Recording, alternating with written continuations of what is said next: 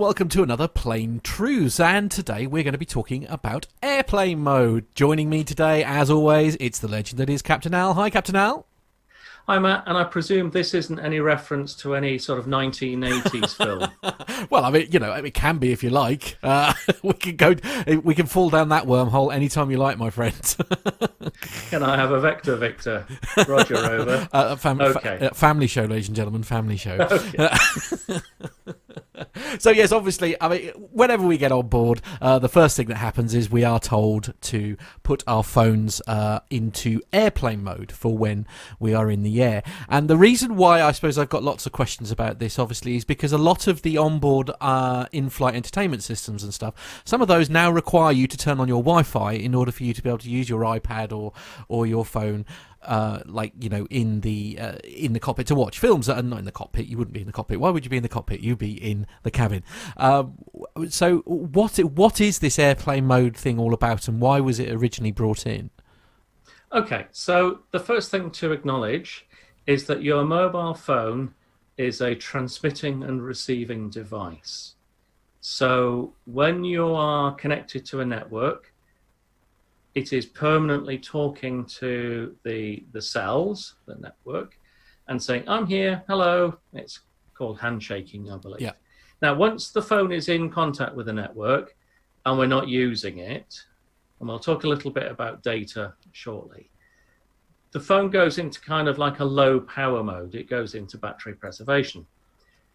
When you lose connection, so when you lose your bars, the phone ups its transmission level to try and find a cell.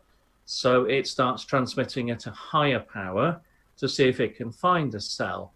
And then if it makes contact, it will then renegotiate at what sort of power level it's going to communicate at. So that is our problem, because as we sort of move around in the aeroplane, so when we take off, bearing in mind that mobile networks for telephones weren't designed for operation at 37,000 feet. They're a ground-based thing. So as we climb up, mobile phones are starting to lose reception. So they start to increase the power that they transmit at.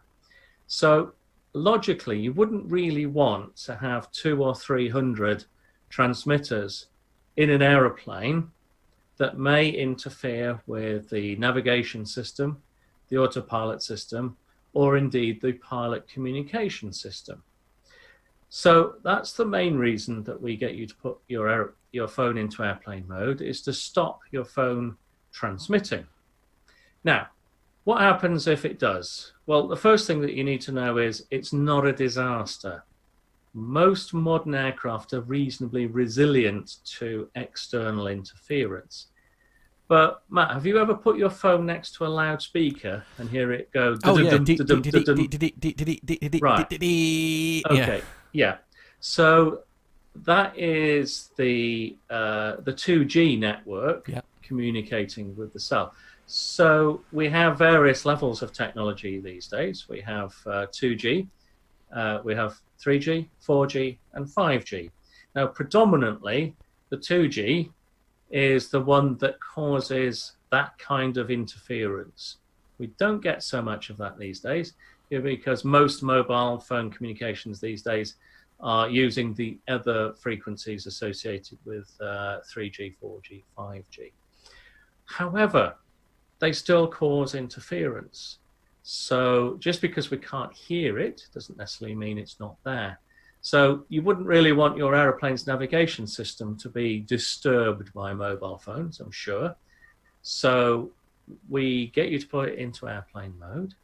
If you're flying with a swanky airline that has a Wi-Fi network, we appreciate that your Wi-Fi capability of your phone is also a transmitter, but it's at a very low power and it's also at a constant power. So it's not continuously ramping up its power to try to make a connection. Same with Bluetooth, that's also a transmitter, but at very low power. Now, you may have at some point been asked to turn your phone off in flight. Is that something you've ever encountered? Yeah, I mean, I must admit, not so much now, but if you go back sort of perhaps 10 years, ago, perhaps when things like airplane mode weren't available. A lot of that I think was, instructions were to turn it off because they didn't know any different, perhaps. Okay, so, well, yeah, that's a fair point, but there are still occasions where the cabin crew will make an announcement that says that you are required to turn your phone off. And that is if we are doing an automatic landing in poor weather, because the regulator, EASA in Europe, stipulates that passenger mobile phones should be turned off to prevent any possibility of interference at a critical stage of flight. And I think anybody would agree that the aeroplane performing an automatic landing in visibility of less than 50 meters would be critical phase of flight. Yes, certainly. And there have been the odd occasion where autopilots have been electronically interfered with, and it's obviously difficult to narrow it down to a passenger mobile phone, but quite clearly having them turned off mitigates that threat. Wow. So basically, if the cabin crew tell you to turn off your mobile phone, then there's probably a jolly good reason, in which case you really should do it. Yes. I mean, it's like everything else. There will always be some people who will break the rules, but the majority of people will do it. The cabin crew will typically make that announcement before the seatbelt signs go on, because we usually have a pretty good idea that we're going to encounter foggy conditions. And it's, again, just for the safety of the aircraft and its occupants. No big deal. Nobody has to make a telephone call at that point, and it can certainly wait. I'm sure there are many people who would strongly disagree with that, where they're convinced that their WhatsApp is life or death. But there we go. Thank you, Captain Al, as always. If you'd like to watch more from our great series, then you can do that by pressing here. We've also created you a playlist with all the Plain Truth episodes, and you'll find that just here. Why not like and subscribe to our channel? That way you will be notified whenever we post our great content. Or if you've got a question that you'd like Captain Al to answer, then why not pop it in the comments box below, and you may well feature on an upcoming episode of The Plain Truth.